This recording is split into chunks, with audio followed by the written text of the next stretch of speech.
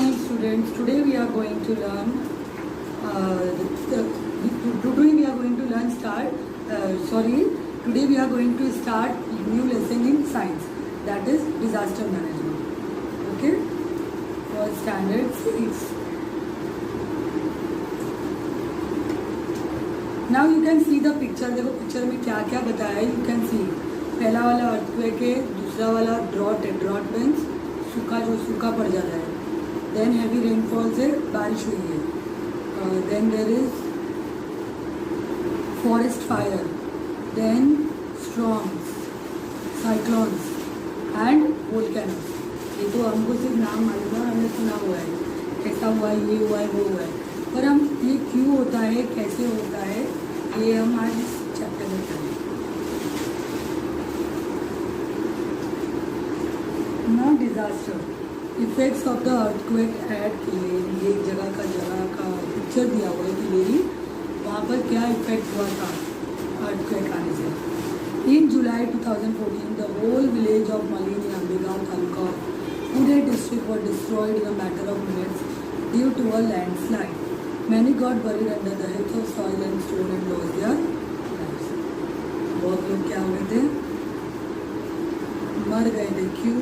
कौन से विलेज में? मलिन में, अंबेगांव तालुका में, पुणे में अर्थक्वेक आया था और 5 मिनट में पूरी की पूरी जो सिटी है वो तबाह हो गई थी और सारे के सारे लोग अंदर समा गए थे और मर गए. In November 2015 many people died due to the flooding caused by village in Tamil Nadu. आपने सुना होगा या फिर आप अपनी मम्मा से पूछो. सुनामी आया था 5 साल पहले तमिलनाडु में, तो वहाँ पे भी क्या हुआ, हज़ारों लोग इससे इफेक्ट हो गए थे and many died. What is disaster? Okay, a sudden event that causes large scale damage to life, property and social expects of a nation और society is called a disaster. देखो, अचानक से कुछ हो रहा है जो बड़े पैमाने में लोगों की जान ले रहा है, प्रॉपर्टी ख़त्म हो रही है, नेशन को इफ़ेक्ट कर रहा है. जैसे अभी ये कोरोना की वजह से हुआ, बहुत सारे लोगों की जान चली गई, पूरा कंट्री इससे इफेक्ट हो गया, कंट्री का इकोनॉमी ख़राब हो गया, लोगों के काम धंधा बंद हो गया. देयर आर मैनी थिंग्स, हर जगह पे बर्बादी हो गई. सो this is a disaster. Now one more example. In 1993, many people died due to the earthquake at Kileri in Latur district. Even today, people of Mumbai shudder at the memory of July 2005 when many people had lost their lives in the deluge caused by earthquake. See, यहाँ पे 2 example दिया है. 1993 में लातूर में बहुत बड़ा earthquake आया था जिससे बहुत लोग मर गए थे. और दूसरा एग्जाम्पल है 26 जुलाई 2005. मुंबई वो पूरा पानी हो गया था, पूरा भर गया था, डूब गया था और ट्रेन वगैरह बहुत बंद हो गई थी, जिसकी वजह से बहुत इफेक्ट हुआ था, बाढ़ आ गई थी पूरी मुंबई में. So this are the examples. How and why do the following disasters occur? क्यों और कैसे ये डिजास्टर आता है? Flood due to heavy rains, an earthquake, lightning और volcanic eruption etcetera. Forest fire, increased risk due to high density of population in a limited area.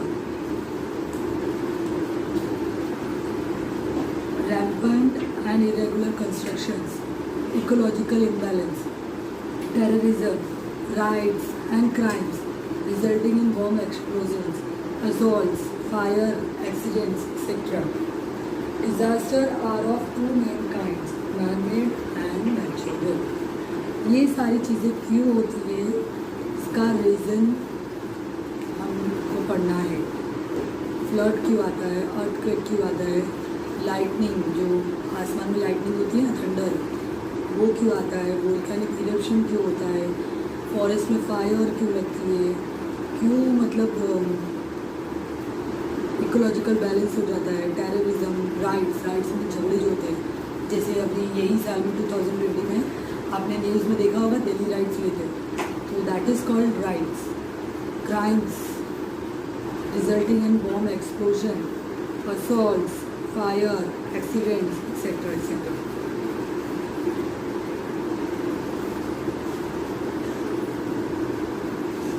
Disasters भी क्या होते हैं, दो टाइप के होते हैं, एक मैनमेड होता है और एक नेचुरल होता है। अब मैनमेड और नेचुरल को वो अलग अलग कर रहे हैं। जैसे कहीं पे आग लग गई है, आपने सुना होगा ना सिलेंडर ब्लास्ट हो गया है, तो वो मैनमेड होता है, नेचुरल नहीं होता है, हमारी कहीं गलती की वजह से हो जाता है वो। अर्थक्वेक नेचुरल होता है, leakage of chemical gas manmade होता है, storms floods natural, tsunami natural, bomb explosion manmade, collapse of a building manmade, war manmade, forest fire manmade. Earthquake, movements in the interior of the earth release tremendous amount of energy. This causes seismic waves leading to movements of the earth's surface like tremors, shaking, cracking up, etc. Such vibration or quaking in the earth's crust is also known as earthquake. It is believed that besides these other causes, man-made causes like mining and construction of big dams can also lead to earthquake. See, अर्थ के अंदर वाले हिस्से में tremendous मतलब बहुत बड़े amount में energy use होती है जो एक सिस्मिक वेव्स पैदा करती है। ओके, और वो सिस्मिक वेव्स क्या करती है, अर्थ को हिलने पर, अर्थ को शेक करने पर, अर्थ को क्रैक करने पर मजबूर कर देती है। तो ये वाइब्रेशन और ये शेकिंग को क्या कहा जाता है, अर्थक्वेक कहा जाता है। It is believe that decides other causes, ऐसा कहा जाता है कि नेचुरल कॉजेज़ के अलावा भी मैनमेड का जो माइनिंग होता है, आप यूट्यूब या गूगल पे जाइए और माइनिंग सर्च कीजिए, MINING, उसका जो प्रोसेस होता है, टीचर इतना वीडियो में नहीं एक्सप्लेन करते हैं, वो पूरा प्रोसेस, और कहीं पर बड़े वाले डैम्स, बिग डैम्स, उसका construction can also lead to earthquake, वो भी एक रीज़न हो सकता है earthquake. Effects of earthquake, destruction of infrastructure that is building, bridges, roads, railway tracks etcetera. अभी क्या क्या चीज़ को डिस्ट्रॉय कर सकता है, बिल्डिंग्स डिस्ट्रॉय हो सकती है, ब्रिजेस डिस्ट्रॉय हो सकते हैं, रोड ख़राब हो जाएंगे क्योंकि क्रैक्स आ जाता है, बिल्डिंग्स तो गिर ही जाएंगे डायरेक्ट, ब्रिज भी गिर जाएंगे, रेलवे ट्रैक्स को प्रॉब्लम हो सकती है। Change in the direction of the flow of river, और डायरेक्शन जो कि रिवर का जो फ्लो है वो चेंज हो जाएगा अगर कहीं पर अर्थक्वेक आया है, और लाइफ का और प्रॉपर्टी का बहुत बड़ा लॉस होता है। Now we are going to learn about floods. See a frequently occurring natural disaster in all parts of the world is flood. देखो, फ्लड्स भी दो टाइप के होते हैं। एक हम देखते हैं जो मुंबई में हर थोड़े दिन में पानी भर जाता है, और बारिश की वजह से हमारे स्कूल्स बंद हो जाती है, हमारे ट्रांसपोर्ट बंद हो जाते हैं, दैट इज़ डिफरेंट। और जो नदी होती है, जो ओशन होता है, उसके अंदर उछाल आने से भी पानी पूरा बाहर आ जाता है, तो वो क्या होता है, वो भी एक फ्लड है, that is the flood actually. Due to excessive rain in some places, a river overflows in banks causing a flood. The water drainage system in big city falls short when there is a heavy rainfall, resulting in choking of gutters and drainage lines. See, ये reason है जो हमारी मुंबई में, हमारी cities में जो पानी भरता है। क्या रीज़न है कि एक तो बारिश बहुत ज़ोर से हो रही है और हमारा जो ड्रेनेज सिस्टम है उसमें जाके कचरा बड़े अमाउंट में फंस गया है और वो निकलता नहीं है, और वो निकलता नहीं, इसीलिए पानी जमा होते होते होते होते होते होते वो ऊपर तक आ जाता है। Water overflows on to the roads and surrounding areas and even enters nearby house. जो निचला इलाका होता है वहाँ पे पानी पहले भर जाता है, तो फिर गटर में, ड्रेनेज लाइन सिस्टम में, या फिर ओशंस में जब पानी ओवरफ्लो होने लगता है तो वो रोड पर या उसके आजू बाजू के सराउंडिंग एरिया में या फिर नियर बाय अगर कोई घर है तो उसमें भी एंटर कर जाता है। Okay, effects of floods, huge loss of life and property, soil erosion, destruction of standing rock, after effects of floods like spread of diseases and epidemics affecting the health of the people. See, जब बाढ़ आती है, बाढ़ आने के बाद अभी तक तो जो आपने बाढ़ देखी है मुंबई में वो बड़ी नहीं है, बट 2005 में जो 26 जुलाई 2005 में आई थी वो बहुत बड़ी थी।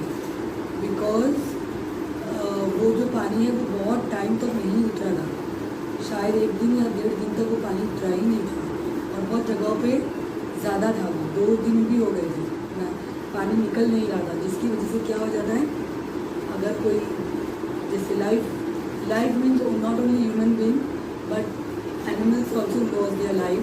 बहुत सारी प्रॉपर्टीज़ ख़राब हो गई थी, बहुत सारी कार्स किसी की ख़राब हो गई थी। फिर the second reason is soil erosion, this will I will talk to you later. But destruction of standing crops, see अगर स्टैंडिंग में क्रॉप्स है, कोई हम झाड़ उगा रहे हैं और वो उग रहा है बड़ा, बाढ़ आने से वो बह जाता है, टूट जाता है, ख़राब हो जाता है। तो ये भी क्या होता है, इफेक्ट, अच्छा इफेक्ट नहीं है। और जब बाढ़ आके चली जाती है, जो गंदगी होती है हर जगह, इस पर जो मच्छर आते हैं, और वो गंदगी अगर क्लीन ना हो प्रॉपर, तो दूसरी बीमारियाँ भी फैलने का डर होता है, जिसकी वजह से बहुत सारे हेल्थ एपिडेमिक फैल जाती है। लाइक अब अक्सर बारिश के बाद डेंगू फैल जाता है, या बारिश के टाइम पे डेंगू हो जाता है, जो एक लाइलाज बीमारी है, and many people die because of it. Yes, we can get some precautions और some treatments in the hospital, but it is not wholly curable. So ये हमारे हेल्थ को बहुत ज़्यादा अफेक्ट भी कर रहा है। Now going to the second point of soil erosion, like बाढ़ आती है, जब भी वो ऐसे चली जाती है, तो वो मट्टी तो कितनी लाइट चीज़ें होती है, सॉइल, वो सबको लेके उड़ जाती है। ओके, यहाँ की जो सॉइल है वो कहीं और चली जाएगी, तो बहुत नुकसान हो जाता है सॉइल का भी। Now strong, the formation of high and low air pressure bending the atmosphere causes changes in weather resulting in strong winds और स्ट्रॉन्ग। जोरदार ताकत वाली हवा जो लो प्रेशर और हाई प्रेशर से क्रिएट होती है, दैट इज कॉल्ड स्ट्रॉन्ग। इसका इफेक्ट क्या होता है, great damage in the strong affected region, tremendous loss of life in property. जब ये इतनी ज़ोर से हवा आती है तो कभी झाड़ गिर जाता है, कभी वो इलेक्ट्रिक का जो क्या बोलते हैं, जो हिंदी में क्या बोलते हैं, इलेक्ट्रिक का खंभा, वो जो खंभा आता है वो गिर जाता है, तो उससे बहुत सारे लोग मर जाते हैं। जो कच्चे हाउस है वो ख़राब हो जाते हैं, तो बहुत सारी लाइफ उसमें भी मर जाती है। डिस्क्रप्शन of electric supply, डिस्क्रप्शन of transport and communication, ऐसी जगह में गाड़ी नहीं चला सकते हो। Now forest fire, a forest fire is an uncontrolled fire in a forest, pasture or grassland due to natural or man-made causes. Forest fire spread at a tremendous speed. See, ये कभी कभी नेचुरल भी हो सकता है और कभी कभी ये मैन-मेड भी हो सकता है। जब हवा आती है तो 2 झाड़ ऐसे ऐसे ऐसे करके गिरते हैं, 2 ट्रीज, और जो उनकी जो स्टैम होता है उसके रब होने से भी क्या हो जाता है, आग जो चिंगारी है वो निकलती है और पूरे झाड़ को पकड़ लेती है स्लोली। ये बहुत ही ये कंट्रोल नहीं होती है।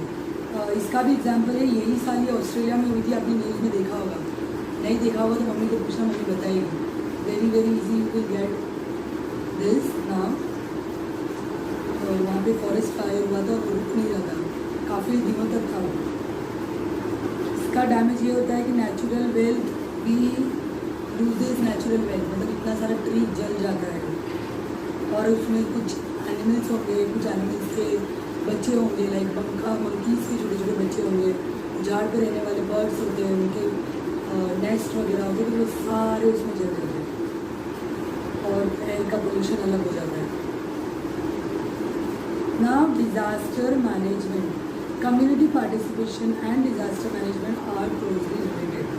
सी, ये सारी चीज़ें तो डिज़ास्टर क्रिएट करने वाली चीज़ें हैं, and the topic we are learning is disaster management, उसको कैसे मैनेज करना है। So that is one thing community participation and the other thing is disaster management, and this 2 are closely having relation with one another. Okay, taking steps to prevent disasters, making plans to face disasters and developing the capacity of that is called disaster management. अगर हम पहले से precaution लेंगे और face करेंगे disaster के time पे, अरे उसके घर में पानी जा रहा है, मैं क्या करूँ, बट सोल्यूशन आपके पास है, अगर आप कर सकते हो तो वो चीज़ें अगर आप प्रिवेंशन लोगे, आप प्रिकॉशन लोगे, आप जैसे लाइक आपको बोला जाता है कि प्लास्टिक बंद कर दो, एटलीस्ट 4 महीने बारिश के बंद कर दो, बैन कर दो, बट कोई भी नहीं करता है। टीचर भी आप लोग जब स्कूल में थे तो आप लोगों को बता रहे थे प्लास्टिक हमारे लिए बहुत हानिकारक होता जा रहा है। ये प्लास्टिक एज है, we understand that everything we get is made of plastic, that is true, but it is creating problem for us. Okay, इतना प्लास्टिक हो गया है कि हमारे समुद्र में, हमारे ओशंस में प्लास्टिक, इतना प्लास्टिक हो गया है कि दफन कर करके दफन अंदर उसको डाल भी रहे हैं, दफन कर दे रहे हैं मट्टी में, तो वो डिग्रेडेबल नहीं होता है, वो सड़ता नहीं है, वो ऐसे ही पड़ा हुआ है। 100 साल 200 साल इतना टाइम लगेगा उसको सड़ने के, वो ऐसे ही पड़ा हुआ है, जो क्रॉप्स को उगने में प्रॉब्लम करता है। अगर क्रॉप्स प्रॉपर उगेंगे नहीं, बाहर आएंगे नहीं, तो हम खाएंगे क्या? So this is one of the reason we are not taking precaution. जितनी भी चीज़ें हैं जो वन टाइम यूज़ होता है, जैसे कि बिस्लरी की जो बॉटल होती है, उसको आप लोग मत यूज़ करो, ना ही यूज़ करो तो अच्छा है। Like there are many things which is use one time use plastic, उसको बंद कर दो। जो डिस्पोजेबल ग्लास वगैरह होते हैं प्लास्टिक के, उसको भी आपको यूज़ नहीं करना है। ओके, टू प्रिवेंट और reduce damage cause by natural और man made disaster, emergency planning and management is required. देखो, कुछ चीज़ें हमको मालूम पड़ जाता है कि ये चीज़ आने वाली है, अर्थक्वेक आने वाला है, हमको वेदर जो फोरकास्ट करते हैं वो लोग बता देते हैं, बट कुछ चीज़ें मालूम नहीं पड़ती है। तो दैट टू वी हैव, हमको प्रॉपर प्लानिंग भी रखना है और मैनेजमेंट भी ज़रूरी होता है वहाँ पर।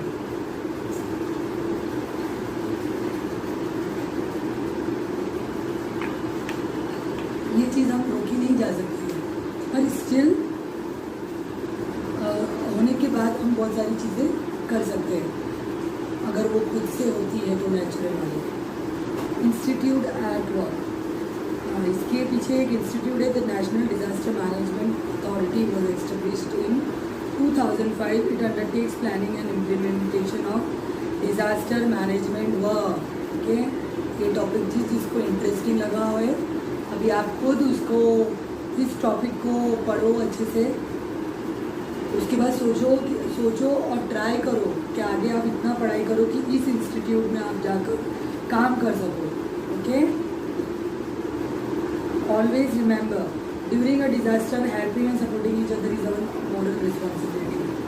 सी, हमेशा आपको एक बात याद रखनी है, कोई भी डिजास्टर होता है इसमें आपको एक दूसरे को सपोर्ट करना, एक दूसरे को हेल्प करना ही मेन रिस्पॉन्सिबिलिटी है। यहाँ पे नंबर दिए हुए हैं, 100 police, 100 police, fire brigade 101, ambulance 102, disaster management cell 108। Earthquake आएगा तो इसके ऊपर कॉल करने का। Okay, remedial and preventive measures, अब क्या क्या प्रिवेंशन हम कर सकते हैं वो देखो। Let us see what precaution we can take before or in the event of natural or man. Keep watching TV and radio news and bulletin, हमेशा आपको टीवी रेडियो ये वो देखते रहना चाहिए, ताकि अगर ऐसा कुछ होने वाला है और वेदर फोरकास्ट जो करते हैं वो इंस्टीट्यूट ने हमको बता दिया है, तो हमको टीवी से मालूम पड़ जाएगा, तो हम उसके लिए रेडी रहना चाहिए। Use battery operated radios and mobiles, of course nowadays we don't have, we have wireless mobiles only, so use that. हमेशा उसकी बैटरी को फुल रखो। ओके, पबजी खेल खेल के आप लोग ख़त्म कर देते हो, क्या मैंने क्या क्या करते हो, सब ख़त्म कर देते हो, तो उसको हमेशा नहीं रखना है। कभी अगर कुछ हो गया तो वो फ़ोन भी आपको काम नहीं आएगा, वरना फ़ोन आपको बचा सकता है अनटिल और अनलेस इट इज़ वायरलेस।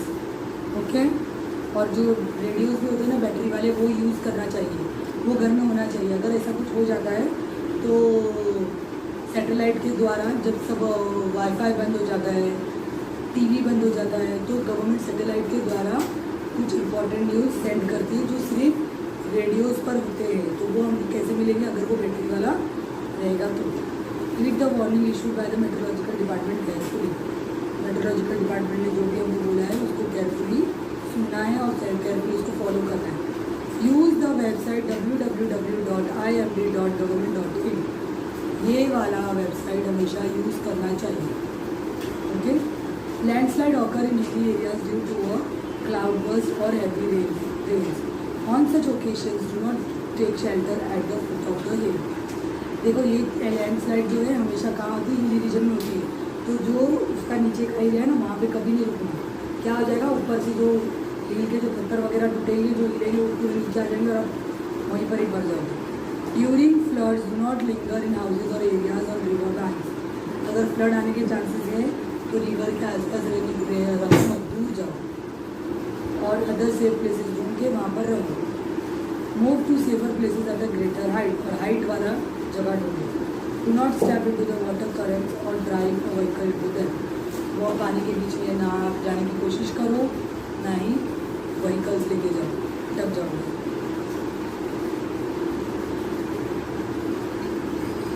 ये जो है पानी में अटकना, ये बहुत बड़ी चीज़ है व्हीकल्स के साथ।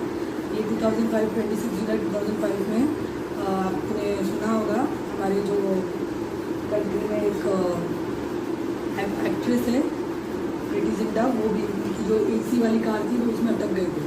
वो इतनी बुरी तरह उसमें अटक गए थे कि उनको अंदर सफोकेशन होने लगा था और कार के डोर लॉक हो चुके थे जो खुल नहीं रहे थे। उनको बहुत मुश्किल से मिरर तोड़ के उनको निकाला गया था। तो दिस इज़ वेरी डेंजरस, और ये बहुत ही रिसेंट में हुआ था, इसीलिए बहुत अच्छा एग्जाम्पल है। आजकल बहुत लोग ये AC वाली कार्स यूज़ करते हैं और प्रीफर करते हैं, सोचते हैं कि ये चीज़ बेटर होगी, ये हमारी कन्वीनियंट के लिए, but this can take your life also, so be careful. यहाँ पे देखो फोटोज़ दिया हुआ है, वो रेडियो सुन रहा है, अर्थक्वेक आया है, वो टेबल के नीचे घुस के बैठा है। तो टेबल जल्दी से टूटेगा नहीं, और या फिर अगर टूटेगा भी तो उसको डायरेक्ट मार सर्वर पे नहीं लगेगा जो उसको जिससे वो मर सकता है। फायर एक्सटिंग्विशर है, आपने स्कूल में भी देखा होगा, ये स्कूल में भी होता है। और यहाँ पर कुछ फर्स्ट एड दे रहे हैं कुछ डॉक्टर्स वगैरह दिखाई दे रहे हैं। So during an earthquake road splits open, the ground cracks, railway tracks get uprooted, hence when moving from one place to another ensure that the road is safe further on. See, earthquake जब आता है तो आपको खुली जगह में भागना है, बट खुली जगह में भी भागते हुए क्या हो सकता है कि जो ग्राउंड है ना वो फट सकता है, ओके, वैसे अलग हो सकता है। जो रेलवे ट्रैक्स है वो ऊपर आ सकते हैं, so be careful. Take shelter in relief camps as they provide medicine, food package, drinking water, first aid etcetera. To get protection from fire use fire extinguishers in public places like schools, hospitals, railway station etcetera. आपने देखा है ना, school में है ये। Now first aid. First aid क्या होता है? In day to day life sometimes we have to face disasters or accidents of varying proportion. On some occasions, it is necessary to give some immediate aid even before medical treatment becomes available. देखो, doctor के आने से पहले या doctor के पास लेके जाने से पहले जो ट्रीटमेंट आपको दिया जाता है उसको बोलते हैं medical treatment, okay. Like first हम पढ़ेंगे ब्लीडिंग, एक्सटर्नल ब्लीडिंग, पैर कट गया, हाथ कट गया, बाहर जो ब्लीडिंग दिख रही है। If a person is bleeding first make him sit or lie down comfortably, उसको आराम से बिठा दो। अभी इतना सी कट जाएगा तो उसमें ये सब नहीं कर रहे हैं आपको, मालूम पड़ा खाते खाते कुछ लग गया है, कट गया तो आप ऐसे सब कर रहे हो। जो डिज़ास्टर के टाइम पे जो मेजर लगता है उसमें बता रहे हैं, ठीक है। तो उसको बिठा देना है, ओके। बिठाने के बाद keep the bleeding part of the body above the level of heart and clean it with water. जैसे आपने देखा होगा, अगर पैर में से खून निकल रहा है तो डॉक्टर्स क्या करते हैं, पेशेंट को लिटा देते हैं और वो पैर को थोड़ा ऊपर के साइड रखते हैं ताकि जो ब्लड लेवल है वो हार्ट के साइड जाए, ओके। फिर उसको क्लीन करना है। Now burns and scars, minor burns. The injured part should be washed with water or held under water. अगर किसी को मतलब आग से जल गया तो उसको क्या करना है, माइनर जो छोटा सा जला है, कम जला है, तो उसको नल के नीचे, पानी के नीचे उसको रखना है। Give the victim water to drink, उनको पानी पिलाना है। Clean the wound using a cotton swab soaked in an antiseptic solution. Antiseptic like Dettol वगैरह में भिगा के कॉटन को उससे उसको क्लियर करना है। Do not apply oily ointment, जो ऑयली ऑइंटमेंट्स होते हैं ना वो अप्लाई नहीं करना है। Cover wounds using dry dressing, और उसको कवर कैसे करना है, ड्राई वाली ड्रेसिंग से उसको कवर करना है।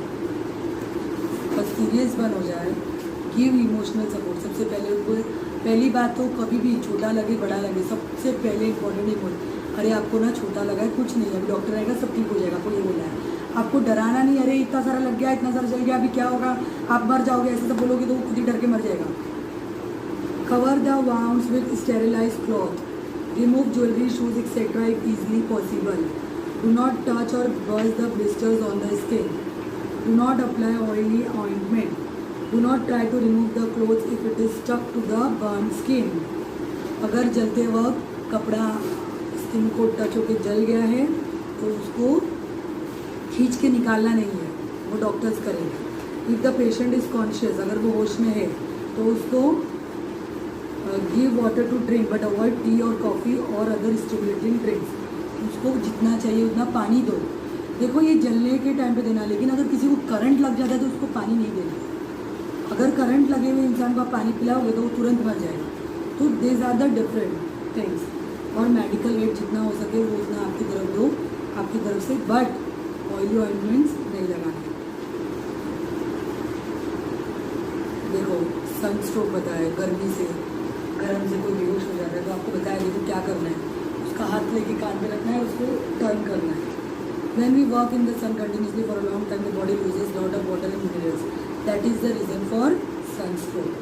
Remedial measures: take the patient to a pool or in the shade. सबसे पहले उसको pool और shade की जगह पे लेके जाना है। अभी तो इसको we have to take them in the shade, मतलब हमको जहाँ पे अभी तो ईजिली अवेलेबल होता है, AC वगैरह अवेलेबल होता है ना। आप अगर समझो सनस्ट्रोक किसी को रोड पे हो गया है, आजू बाजू की कोई होटल्स वगैरह है, कोई क्लिनिक वगैरह है, फिर कोई शॉप वगैरह है जहाँ पे AC आप उनको 5 मिनट अंदर लेके जाके बिठाओ, आप उनको पानी दो ठंडा ठंडा पीने के लिए, गीला कपड़ा सर पे, हाथ पे, गले पे, सब जगह रखो, पोंछ दो जितना हो सके, और मेडिकल हेल्प के लिए उसको पेशेंट को हॉस्पिटल में शिफ्ट कर दो।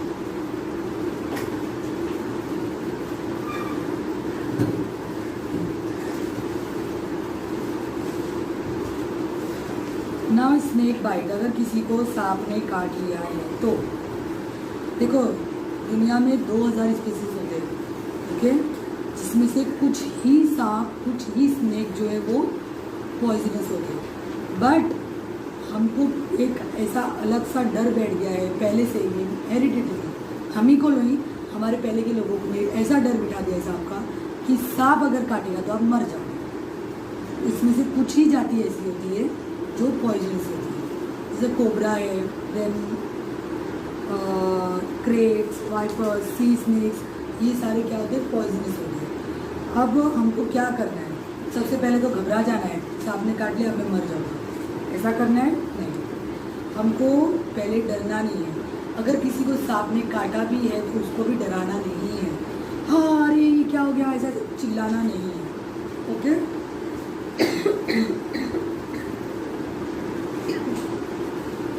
ये एक ऐसी चीज़ है, साइकोलॉजी अटैक से भी इंसान मर चला जाता है। अगर उसको मालूम पड़ गया कि उसको सांप ने काटा है, वो साइकोलॉजी अटैक से भी मर जाएगा। उसको जहरीला है ही नहीं सांप, उसका पॉइजन ही नहीं है, but still he will die.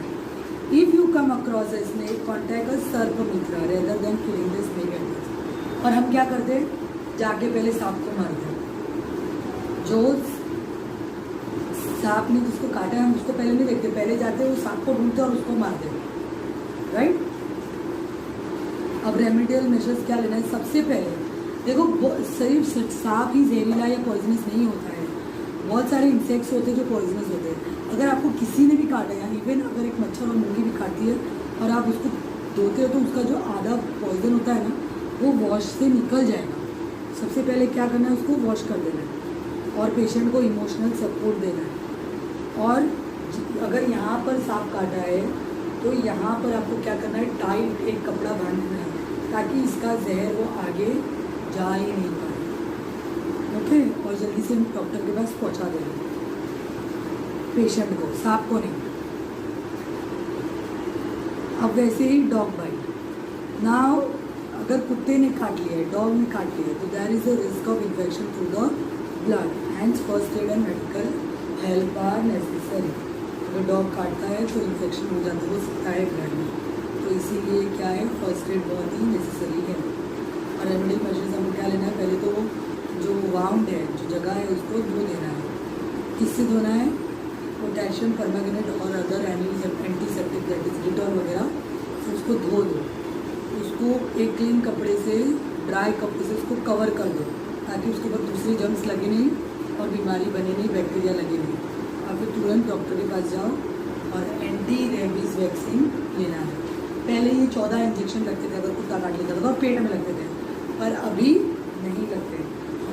जो गवर्नमेंट होती है, जो ये BMC म्यूनसिपैलिटी होती है, वो लोग एक डॉगीज़ को भी ये वैक्सीन पहले दे देते कि अगर ये काटे तो किसी भी इंसान को डेथ ना हो।